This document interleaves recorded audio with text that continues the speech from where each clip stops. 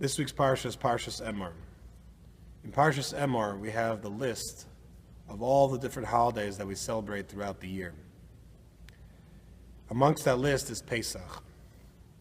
And right after the Pesach, the Torah tells us that starting from the second day of Pesach, we should count. This is called the mitzvah of Sephira, which we spoke of last week, that between Pesach and Shavuos, we count. Now, how many days do we count? The Torah says, Tisperu chamishim yom. We should count 50 days, 1 through 50.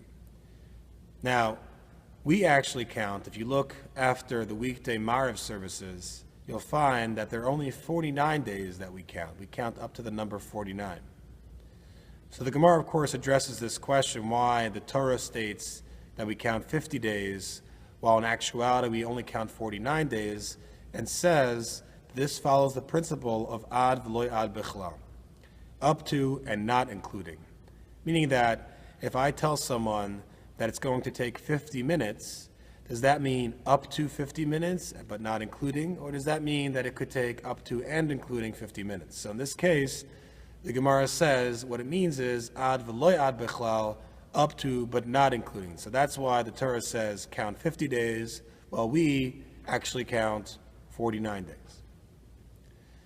Another thing we see with Shavuos is that the counting of the Sphira is supposed to culminate with the holiday of Shavuos. We have the holiday of Shavuos on the 50th day, counting from the second day of Shavuos. In fact, that's what the Torah says. The Torah says celebrate the holiday of Shavuos on the 50th day. Now the problem is that if you calculate the dates given to us in the Torah, when Pesach happened, when we left Egypt, and how many days it took before we received the Torah on Mount Sinai, you'll find that there's actually 51 days counting from the second day of Pesach until the Jews actually stood at Mount Sinai and received the Ten Commandments, heard the Ten Commandments from Hashem. So that means that on the 51st day, counting from the second day of Pesach, is actually when the event that we're commemorating with the Yom Tov of Shavuos occurred, not on the 50th day.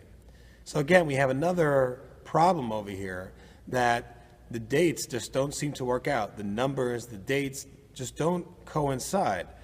The date that actually the Matan Torah, the giving of the Torah, occurred was the 51st day. Well, we start celebrating at least Shavuos on the 50th day.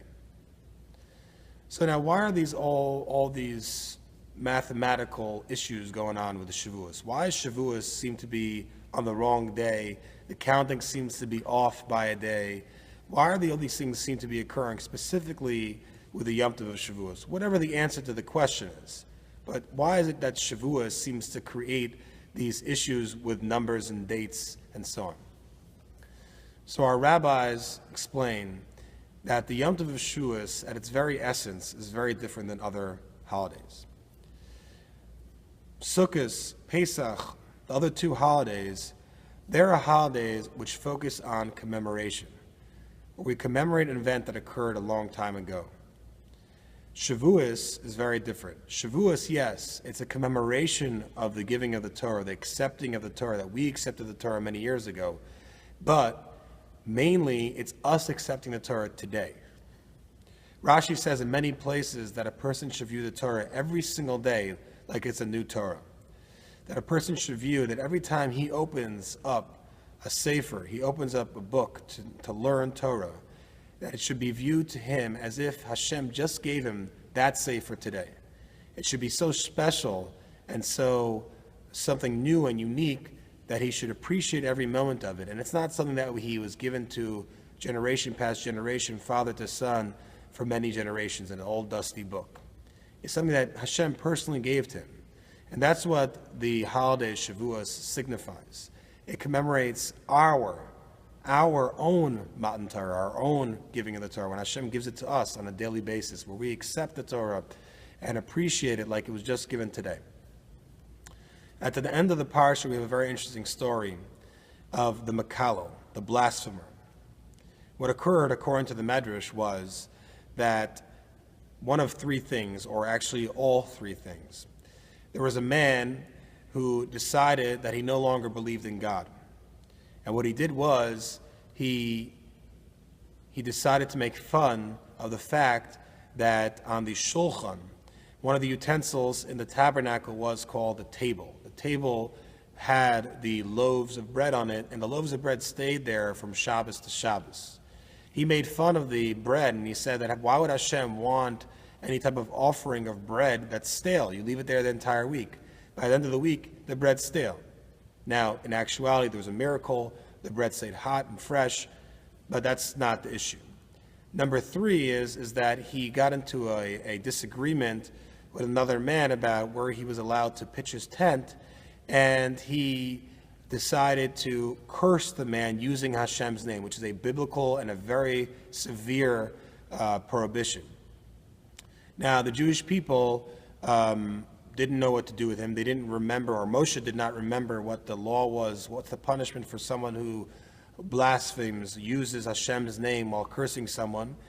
So Hashem told Moshe, and then you see at the end of the parsha, the Jewish people stoned him. Now, at the end of the parsha, it says, Kasher tziva oisai Hashem, like Hashem commanded the Jewish people, or something to that effect. The question is, why would the Torah why would it tell us that? What's the purpose of telling us that the Jewish people carried out the punishment like Hashem said? There was nothing challenging over here. They were killing someone who disgraced Hashem. So what's the major significance of the fact that they did this stoning like Hashem told them? Have a good Shabbos.